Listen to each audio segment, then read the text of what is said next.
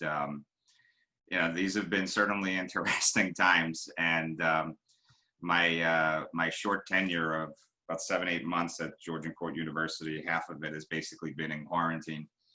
And I will say, I think, much like the university has had to adapt and pivot, I think a lot of entities and organizations have had to do that as well. And I think the Eastern Monmouth, Chamber, I'm going to give a plug here, and Jennifer have done a really tremendous job right out of the gate of really just bringing us quality content and keeping the networking going. So, and we belong to a number of, business chambers and, and groups, but you've really done a great job in keeping us connected and, keeping things both informative and social. And that's what I kind of want to try to do today, as well. Thank you. So thank you. Yes. So my name is Frank Mascia. Some of you know that I've spent a good amount, almost half my life actually, before coming to Georgian Court University with the American Cancer Society. Had a very dear aunt that was diagnosed with breast cancer in 1981 and 83 respectively, and went through some pretty arcane, tough treatments, through those early to mid 80s, and made it out okay, albeit with radical treatments, radical surgeries, completely different than what we see now. And our family just wanted to give back, and we started volunteering with the American Cancer Society. I was driving cancer patients to and from treatment. I got my license and just tried to pay it forward. I interned there while I was in school, and I took an entry-level position in 1993. And that was a very different time. The mortality rates for cancer did not plateau yet. The treatments, again, were very, very, still developing and tough. And a lot of my day was really spent triaging patients through palliative care and comfort, and, getting some good stories in between, but it was a different time. I first engaged with EMACC back in the 2000s when I came over from New York City to Monmouth and Ocean County, where I served as the regional executive when the offices were in Shrewsbury and Toms River, respectively.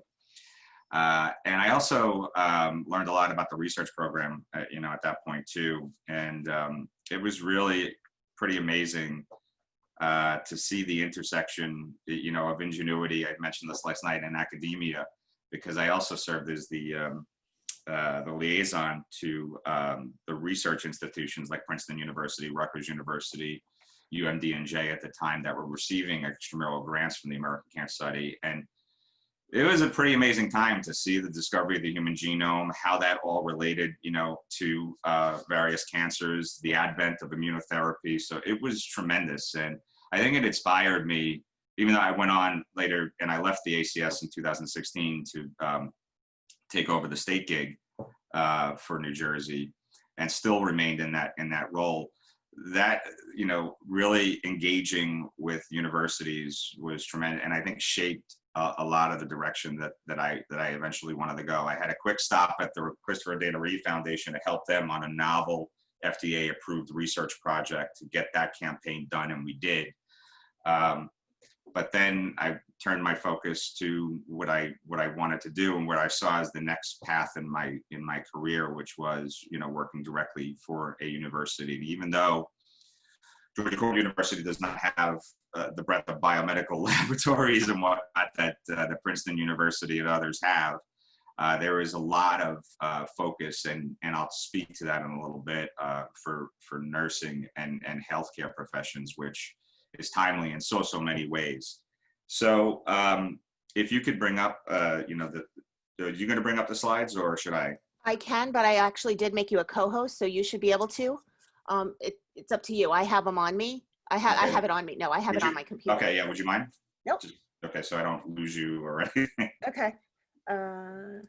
So just quickly, I'll just to speak to the mission of the university.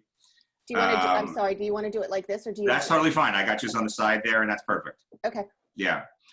So in the mission statement, it states that, that there's a curriculum broad enough to be truly liberal, yet specialized enough to further study and careers, an environment for the entire university community to grow through shared educational, cultural, social, and spiritual experience that will translate, the will to translate concern for social justice into action. So there's a myriad of different studies, of course, and the next slide will go into that, but just wanted to speak to the overarching mission, if you will, just to the next slide, go over some of the history. So Georgian Court was established in 1908. It was actually first housed in Plainfield, New Jersey. So that's exactly where it was for a number of years. Currently offers 35 undergraduate majors, 10 graduate programs, and our first recently approved doctoral program in psychology. Small to mid-level school, 2,400 plus students, mostly undergraduate, but that graduate program we expect to certainly grow. I think the important thing, to also point out is that 40%, I'm a first generation college student. So, and that's what speaks to me as well. And, the fact that 40%, and growing of our students are our first generation, I think is, incredible. And I'm hoping, we are hoping that we can make that even a bigger dream and reality for those. I think it's also a point of pride that 27% of our students represent ethnic minority communities. We are very much a Jersey Shore school. You can see that 94% of the students, hail from New Jersey. 78% hail from Monmouth and Ocean County. So we are, we're the hometown university in so many ways. I found this interesting too. Well, some people, and Kev, you mentioned yesterday, you were like, the connection certainly for our female population of Georgian Court. Some people still don't know that we are actually a co-ed institution. I'm not saying you didn't, but we had made that transition in 2013. It's still currently 72% female, 28% male, and a lot of that has been through athletics has been a big driver, of course, of bringing a little bit more balance into it. I think all of this really states, it illustrates our diversity. And that our core values, speak to a lot of different races, creeds, and communities. We're not just, it's, being part of the Mercy universities, and being founded as a Catholic college, believe it or not, about 33% of our population, student population, identifies as Roman Catholic. So again, it speaks to, I think, the diversity overall in so many different ways of the university. The next slide's great, Jen, thanks. Yeah. So I always looked at Georgian Court University before, I came to it as sort of a hidden gem in so many ways. I think it gets overlooked in a lot of different ways. My first direct experience with it is that the American Camp Study held Relay for Life events on the campus in the 2000s. And you sort of, how many, if you haven't been, to the university, the grounds are pretty spectacular because, it once was the winter estate of George Gould. And he was, George Gould was sort of he was the contemporary of Andrew Carnegie. He made all his money in steel, 100 plus years ago. But after his death in 1923, his heirs sold the property to the Sisters of Mercy. It's 155 acres, and the campus actually is still listed on the state on the state and national register of historic places, and has been designated a National Historic Landmark. So we are, in a pretty special place, on those grounds, and maybe we can talk to, some opportunities for everybody to come by, because I will show you, you're looking at the mansion, and I've never been in it, and I was completely blown away, by the grandeur of it. And the grounds itself having Italian gardens, Japanese gardens, the sunken garden and lagoon. If you can go to the next slide, Jen, that would be great. These are just some home pictures basically that I took, just walking the grounds. To the right are some of the pictures actually in the mansion, which, you know, from the spiral staircase that's in 18 karat gold to the actual portraits of the Canterbury Tales going all across the, you know, the top ceiling in the great room there, to George Gould's library on the most extreme right picture, upper right. It's truly magnificent. And on the bottom right is actually a picture of Mrs. Gould's greenhouse. It formerly was, that the sisters turned into a chapel where they would pray, you know, every single day. It's remarkable. Toward the left, you see the Apollo fountain that was imported over from France and has an incredible history. And that's usually what greets people when you come in.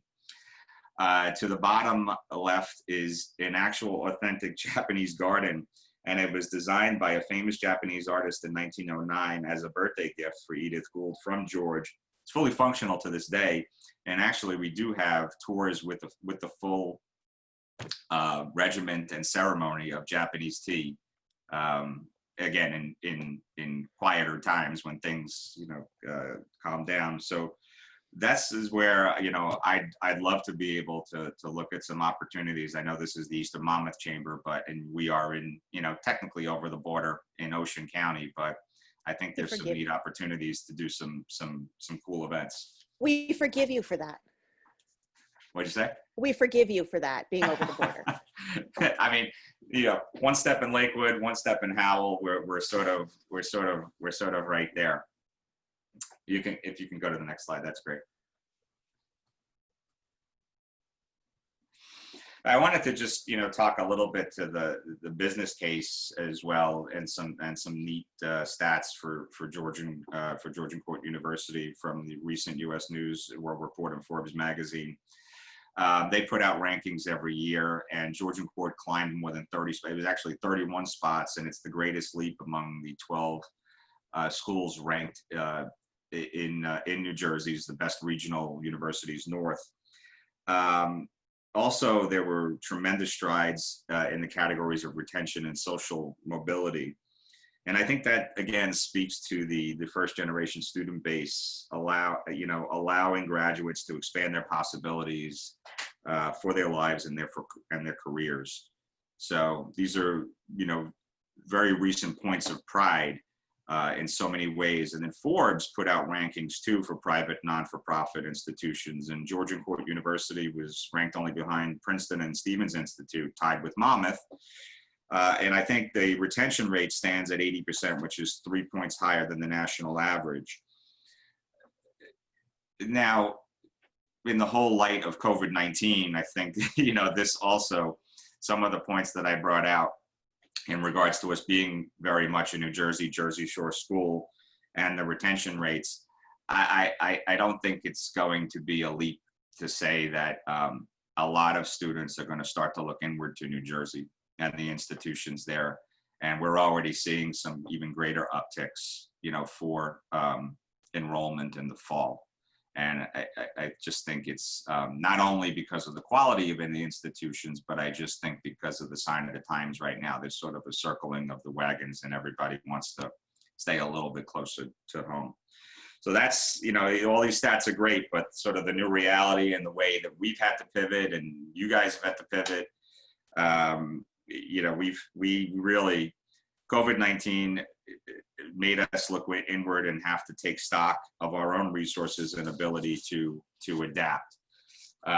Again, we're a smaller institution, so that allowed us to be a little bit more nimble. I don't envy your Penn States, your Rutgers, and all these larger institutions that really have had to make some, and will still have to make some tough calls about, and many of them have already gone to digital. I'll touch on a little bit later on about what we're going to focus, you know, pretty much the model that we're going to, at this juncture right now. Again, everything is so fluid, so I can't say whether or not we're going to, you know, stay on track to that. Next slide, Tim. Thank you. So again, I think it also allowed us to, to focus on our points of pride and our collaborations with institutions that were really on the front lines of this whole entire fight for the pandemic. To focus, and so I'm in institutional advancement, responsible for the fundraising, of course, for the institution. So we had to focus and provide heightened support all across the board. But where it made the absolute most sense was for our students in the greatest need, and that's the Angel Fund that I'll talk about a little bit. And that's where it helped a lot of the students that were basically stuck on campus, those that did not have the proper IT equipment to go virtual as we had to so quickly. But I want to first highlight the School of Nursing, and I can't, again, if there was a group that really needs to be lauded, and I would say this for more than likely for most schools that have a nursing program, they were absolutely tremendous. I mean, with their natural clinical work, they were essentially plugging the holes that were made from those being called from other departments. In this case, we work very closely with Jersey Shore Medical Center, and they were plugging a lot of the holes there. Lower risk, of course, neonatal and other areas, but nonetheless, when the wave was coming, when the peak did not, was still on the rise, they were there, on the front lines, as well as volunteering for a lot of the drive-up sites, specifically the one at PNC. So they were, tremendous, really trial by fire in so many ways of being part, a viable resource, to help and provide support. And I think give them valuable experience as they, eventually when they do, some of them have graduated or still have one more year to go. It will give them just invaluable experience. This partnership with Hackensack Meridian has been tremendous. And the School of Nursing currently, as it stands right now, it's our fastest growing program and actually has eclipsed it's over 400 students now. GCU used to be sort of this school that was, if you wanted to go be a teacher, if you wanted to be an educator, that's where you went, was Georgian Court. Still the case, and it's sort of number 2 right now, but nursing has eclipsed it and will grow. And it's still under the School of Arts and, the Arts and Humanity curriculum. But I don't think I'm going out on a limb that eventually in short order, it's going to branch off. And I think it is going to wind up separating, but don't quote me on that. But I think it would bode well for the school. And, I think it's also a neat point too. It's, if you think about teachers and nurses, it's sort of like the salt of the earth in many ways. And because we're such a local entity, it's not a leap to say that if your kids, public or private, are going to a school in Monmouth and Ocean County, more than likely there's a Georgian Court University graduate, working directly with them and shaping their hearts and minds. And the same goes for nursing. If you're in, doesn't have to be a Hackensack Meridian hospital. I mean, there seems to be only 2 tracks these days, with Central State being the outlier, but it's more than likely. I mean, if you're getting good care in one of the hospitals locally, there's the Georgian Court University graduate that's a part of it too. Next slide, Jen. Thank you. The thing that I really want to highlight here that's so important, even pre-COVID-19, there is a nursing crisis coming in this country, coming in this state. There's estimated to be more than 1 million nurses that are scheduled to retire in the next 8 to 10 years. And even more so now, I would say, because they're pretty battle weary after going through this whole experience. You have the baby boomers on the front end of their chronic illness years, the younger boomers in this group essentially retiring. There's going to be a huge void that's going to be happening. So even more so why I think we're doubling down on nursing and healthcare programs. And this program that's coming in 2021 is an accelerated Bachelor of Nursing program. Think, you have a lot of current registered nurses that don't have the BSN, that we can fast track them in. Again, not having them start from scratch. The same thing goes if you're a social worker, you're a home health care, hospital aides, anyone inspired to make that pivot. And some may, I gather that some will heed the call. After 9/11, we saw that call to, to public service for firefighters and police and and military, of course. I think you will see a great focus to those who want to get into health. And that's why I think it's the advantage of having an accelerated BSN and that BSN degree.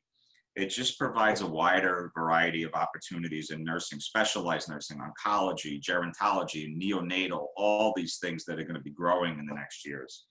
And administrative opportunities. You can't really get to that next level that you want to in a supervisory position or in a leadership position if you don't have that BSN and beyond.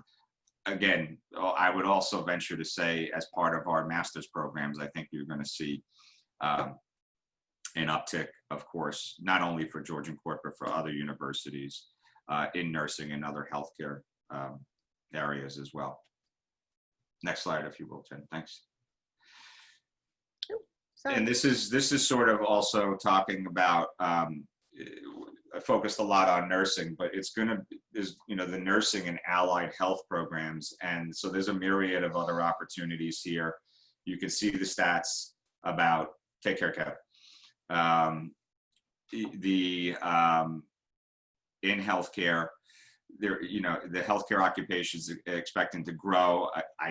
The stat was probably, from the end of 2019. I think it's going to get higher. I definitely think it's going to get higher because I think people will be inspired and heed the call to action.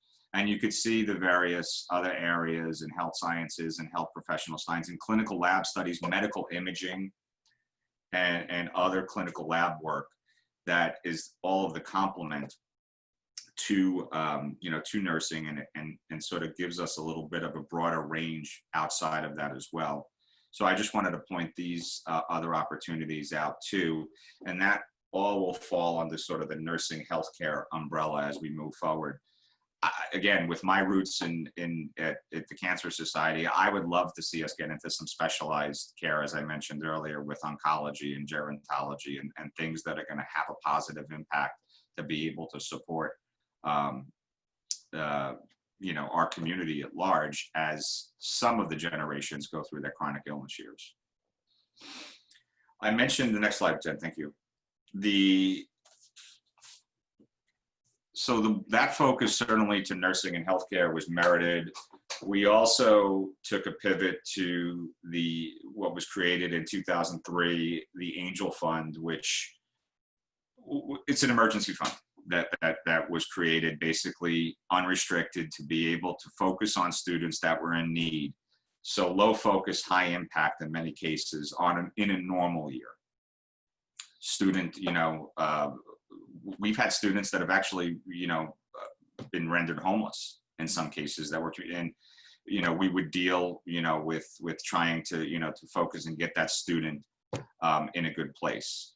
Some of it just came to they couldn't afford their books, and, the Angel Fund was there. In COVID-19, as I mentioned to Jen, and some of you may know, we had about 50 students that were on campus that were from out of state and international. So it sort of gave a whole other dynamic to things. Now, normally we would have security. We had to keep food services on, of course, and we did so. But there was just some other supplemental things on the IT front and other food and medical care that we just needed to attend to. And we certainly diverted a good number of dollars and will continue to.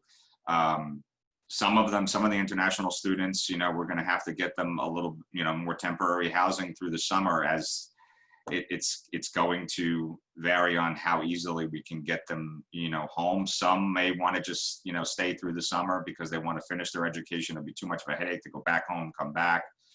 So again, fluid situation, but that's one of the areas too that I and we have been focused on and trying to keep that fund sort of flush and be able to have at our disposal, because we don't know what the next days are going to look like. We hope everything sort of levels out. There may be ebbs and flows, but that's what everybody's contending with anyway.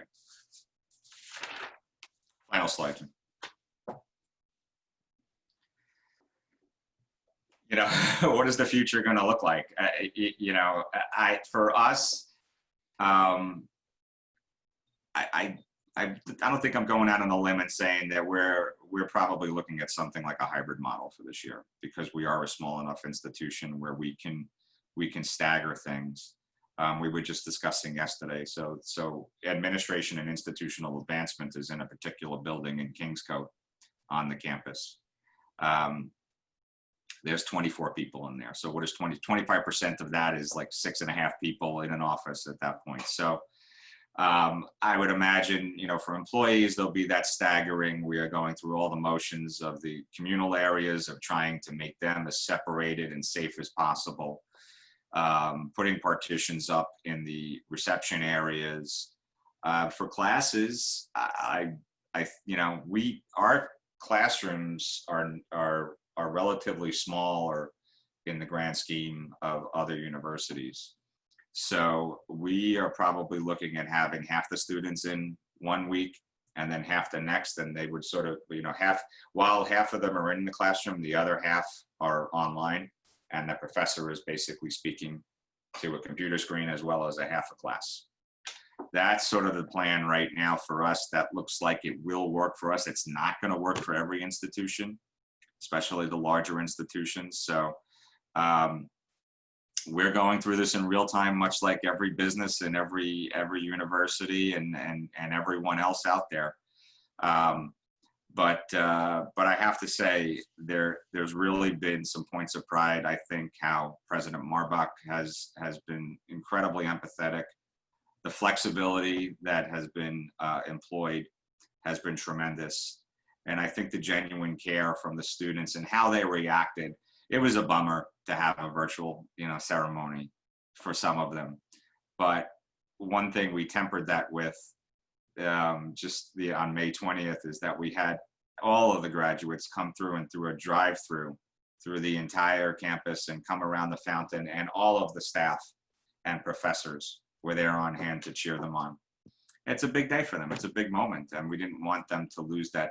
We plan probably around homecoming in late September, early October, to try to have a ceremony. Everything is, you know, again, that would be our wish. We don't know what the future is going to hold. We still plan to have our golf outing, which is supposed to be May 4th on September 28th now. You know, again, what does that look like? Some places have chose to do virtual events, like Meridian, to mention one. Others have canceled altogether. It's, I think what the future holds is what it will be, and we're going to adapt as much as we can. I think we've adapted very well. I think a lot of entities, you know, have adapted very well. And I'm grateful to be part of an institution that I think has its students and employees and an overall community in the forefront of its mind. So Thank that's you. my story. That's a good story. I like that story. Can I just throw in a funny little thing? Sure. I went to an all-girls private high school. That was a Sisters of Mercy high school. I went for 2 years to Monsignor Farrell in New York. So yeah, which was an all-boys school. Yeah. And I was actually supposed to be a Jersey resident. My dad was a New York City fireman and was going to do something you're not supposed to do and move to Homedale, New Jersey in 1986. And I was going to go to school there, and it didn't happen, luckily. So I went to another private school on the other side of Staten Island. We laugh because my high school was Mount St. Mary's Seminary for Young Women. And then you curtsy after you say it, because that's the only way to do it. I went to Mercy also, but it was a co-ed school, but it was Sisters of Mercy. Yeah. Yeah. The St. Joe nuns were grade school, so they were tough. I think Sisters of Mercy were a little nicer. They're kinder. Yeah, they definitely had that community. No choice. They had yeah, I mean, Sisters of Mercy, and in the words itself, speaking them, should be. But I think, again, I can't say that it really is a hidden gem, and I would really love to have, if we can do something when everything calms down. We do hold outside events, and the Boy Scouts of Monmouth, Monmouth County, Boy Scouts Jersey Shore had an event back in November where they held it at the mansion. So there's opportunities to do things like that. But I would be, anyone that wants a private tour of the mansion, just give me a ring. Ray was there, actually. So whether it be, you yourself or a group, or if we want to look at doing, a joint event, you probably do things jointly with MODC at times or something like that. Yeah, we do. I mean, we love our Eastern Monmouth, Western Monmouth Chamber and MODC. It would be fabulous to have an event there. It really, the mansion, I'm in awe every time I walk in. I just feel like I'm going to bump into something because I keep looking up at all. There's so much artwork and grandeur in there. It's just, as many times as I go in there, I still feel like I see something new. Cool. So how are your students reacting to this hybrid model that you're proposing? I mean, are they going to be willing to come to class the weeks they're not supposed to, or are they going to have an opportunity to sign up for which weeks they want to come? How are you guys going to do that? I mean, I think we're hopeful that there will be, sort of a structural order, for that. If you're speaking to whether the fact you have students that are still a little leery, about being in public, I would imagine that we'll have to triage that as it comes. But we're hoping that we can put enough safety measures in place that will make everyone feel as comfortable as possible. If you ask me about the residence halls, and again, we are definitely more of a commuter school, so you have a smaller percentage that stay in the residence halls. I would guess, usually we try to encourage incoming freshmen to stay on campus. Mm-hmm. I would imagine, I would go far as to say that would probably not be as emphasized, right, in this 2021 semester. So, because that's definitely a task, to figure out, and something that I know that Dr. Marbuck has been on, calls with his counterparts across the state and across the region to try to see how we can best broach that. Because how do you don't, it's living quarters. Communal areas, of course, so it's a little more difficult. And I would think that one of the struggles that you're facing is, so many of the businesses are starting to be able to open, and they can open and they can do things, and they can keep working and probably handle if there's another wave. But like you're talking about, if there's another wave, you're a communal location. Yeah, we're gonna have to be nimble. We're gonna have to move on a dime and go virtual again if it gets to a point of where we're starting to get to peak again. Right. But I think we can definitely mitigate it, hopefully, with some of the steps that we take. But some of the other things that are being discussed, and again, I'm not speaking like this is going to be the rule of the land, of shortening, that's of trying to bring students back, don't have a break, at some point in October, November, just go straight through to Thanksgiving, and then probably cease things there, or and if anything, do exams online and whatnot. Right. So. That seems to be the way a lot of universities have been talking about going, is just take that break where they come back for 2 weeks and then they're home again. Avoid that 2 weeks of coming back, and so that you're not bringing things back and forth. You're in a secluded area, and then you're in a secluded area, and then you come back to your secluded area. I think the natural assumption is that once the normal flu season starts to commingle with COVID-19, we're going to have this, there's going to be a definite amount of confusion. There's going to be a lot more sicker people. Yeah, well, you're going to have natural, influenza mixing with this, and anybody gets just a natural, cold. It's gonna. I think everybody's is gonna sort of get thrown a little bit off kilter. But I think with some of the steps that we're taking, to minimize the risk, along with, making that semester a little bit more finite and tighten it up. We hope to get through it, but can I say on June 10th with certitude that everything is going to go to plan? I can't say for sure. Can anyone say on June 10th what June 11th is going to be like? I don't think so. I don't think so either. The crazy thing too is that's the time where the fall allergy season kicks in too. So you're going to have allergies, you're going to have flu, and a potential uptick in COVID because everyone's back together again. So people are going to be nervous. Yeah. My wife works for an allergy and infectious disease doc, and she's been going in throughout this entire time. So she doesn't quite get a Silkwood shower when she walks in the door, but it's something. I haven't heard that referral, Silkwood shower. That's good. Frank, we need to send out your golf thing again now that you have a new date. I will. So yeah. Let me know. That's the other thing that I will get that collateral. We put it this way. September and October is going to be a flood of golf outings. I know that Holiday Express has now moved to the same day as us. MLDC has moved to October 1st. There's going to. But wait, we were scheduled September 15th all along, so please don't skip ours. No, that's September 15th. Yes, ours is September 15th. I'll write that down. Yes, please do. It's the fun one where you do the silly putters and you only play 9 holes and it's scramble cool. And best ball. It's so fun. Well, that's good. But ours was originally scheduled for September 15th. Was it? Okay, that's good to know. Okay, good. Yeah. Good. Yeah. You're going to see an absolute flood. I think Hackensack Meridian, I'm pretty sure, because they also had, they had that massive double shotgun that they do again on July 13th, which was the original same day as Holiday Express and MODC's original date. I believe they're going virtual. I don't know what that means. Again, I've seen virtual galas. I don't know what a virtual golf thing looks like, but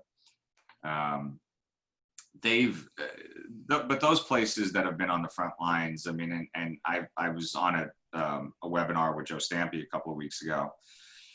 They have grateful patients. I mean, they're in a good place, I think, to be, even though they've incurred a lot of hardship and costs.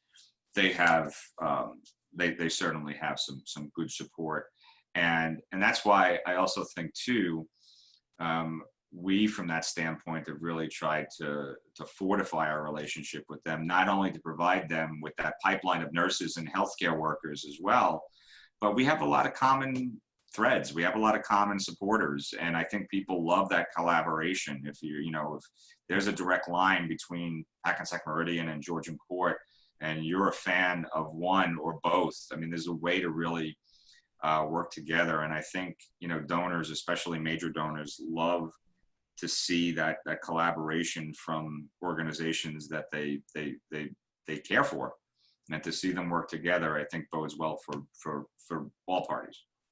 I think one of the keys to getting donations is to build that passion.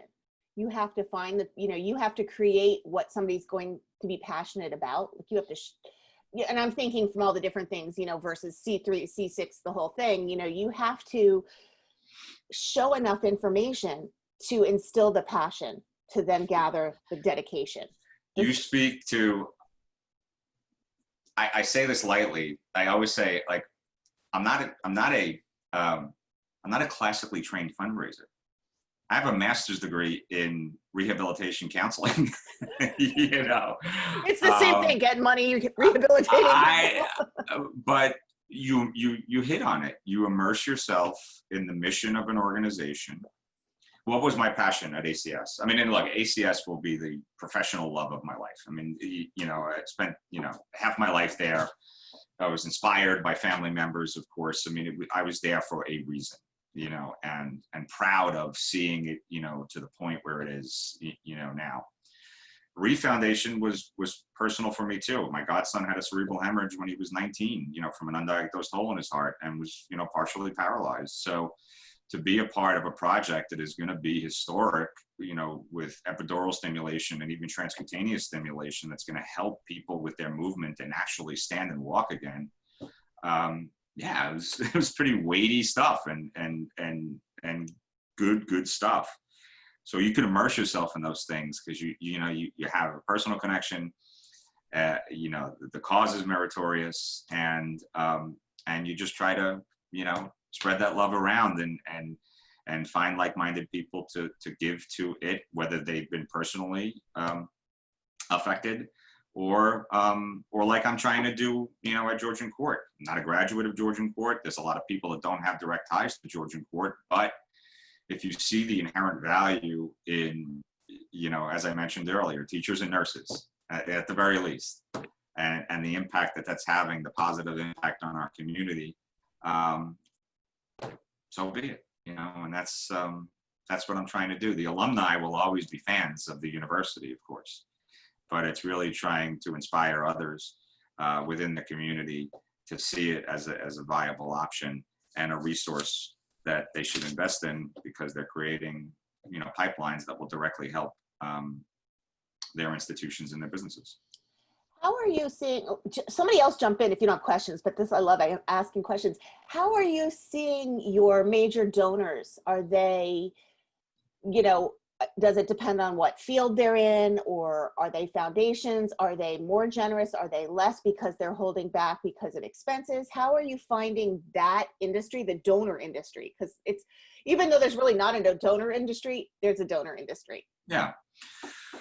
Well, coming from not-for-profit health, I mean, we always sort of looked at the hospitals and universities with a little bit of envy, because they had that sort of, as I mentioned, the grateful patient and alumni.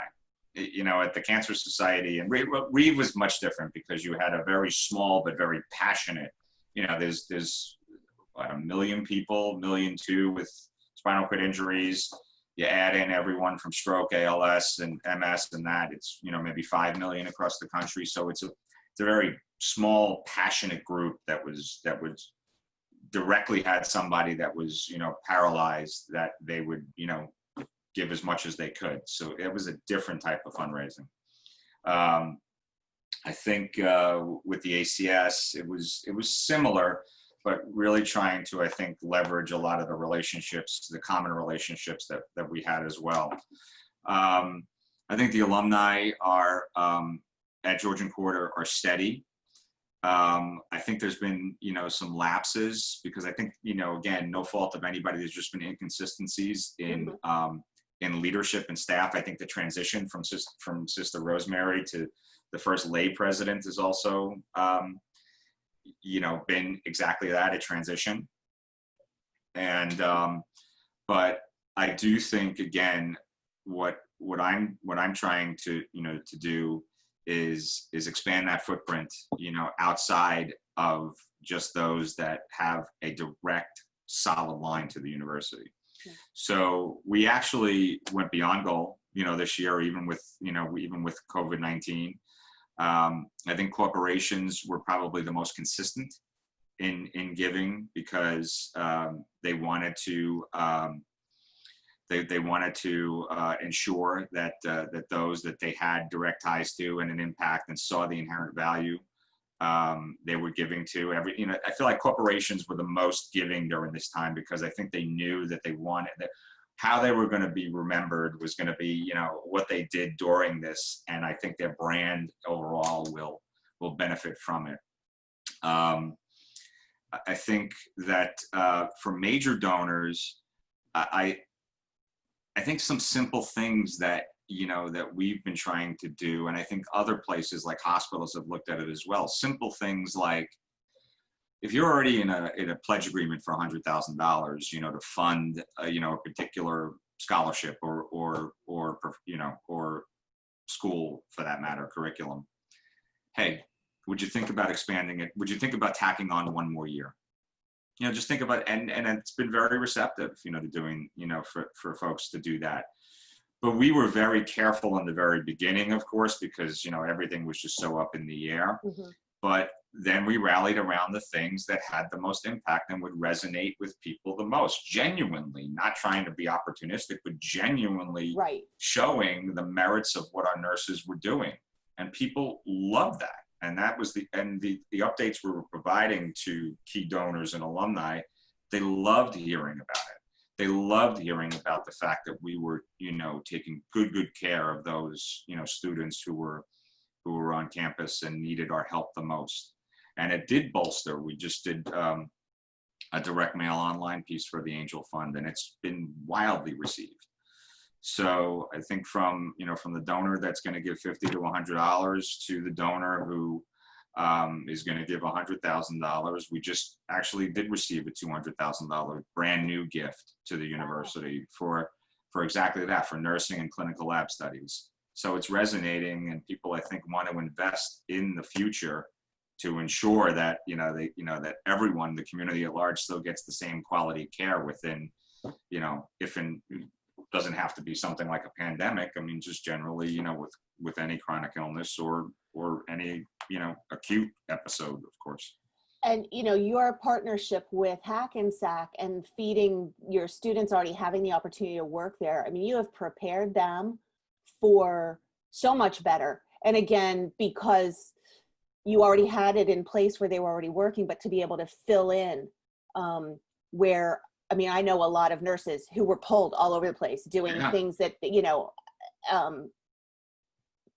know a first-year nursing student who was on pediatric and NICU floor, that they moved all those patients out, and she was doing COVIDs, and she was doing, and our clinic and our students backfilled a lot of that, which it's just such, so it's her first year out, and she's gotten a world of experience. So those students still in school have now gotten the experience that those people would have just been getting their first year of teaching. And having that collaborative effort with Hackensack is such a gift to those students. Yeah, and we actually did meet with representatives from RWJ Barnabas, as well, because again, they know that this nursing crisis is coming too. So we're, much like every organization, I feel like we're not, we're apolitical. We're looking to work with everybody that needs, our students, and will help with, creating that necessary pipeline. So in my heart, nurses are like the be all and end all of everything. And I will say too, I know we're coming up on time. It's this pivot for me has certainly been, a labor of love in so many ways, like much of a lot of what I've done over the years. But I also feel such a greater connection, and I say this to this group because it's, I feel like I'm back home in a way. That stint that I was at Reeve, it was, based in northern New Jersey, and a lot of national travel because, especially on the West Coast with a lot of the donor base there. So it's really nice to be home. Well, thank you for what you're doing. And thanks for sharing your time with us this morning. And thank you, Paul and Jane, for being able to stick it out. Jessica typed that she was having Wi-Fi and it kept cutting out on her. So there must be some kind of issue. So thank you guys very much for joining us. And next week we have, who's up with us next week? Next week it's Lisa Vitale from Barter Page. She was going to join us one of our afternoons back in early May, and she couldn't get onto the Zoom for some reason. So she's going to be doing June 17th. And then we have TJ Pingator from Upstart Garden, which is something similar to WeWork, but completely different from WeWork that you and Kevin were talking about before. So he's going to be joining us on the 24th. And then we have, I'm not going to tell you who, because off the top of my head now, I can't think of his name, and I apologize. So that's on record for everybody to hear. And we also have our happy hours on Tuesday nights. And we will be having, I don't know why I'm saying this like you guys don't know this, you hear this all the time, but we are having our first outdoor business after hours at the end of July. It will be pack your own picnic and join us at a park. So we are going to let you know where that's going to be and the time, but it would be on the Tuesday night, the fourth Tuesday of the month, July. So we are going to start back with our in-person meetings outside. So we're excited about that, to see everybody face to face and be able to be a little closer than a big screen on a computer. So thank you guys very much. We hope you have a very good week. Thank you. Thank you, Paul. Thank you, Jane. Okay. Everyone have a good week. Bye.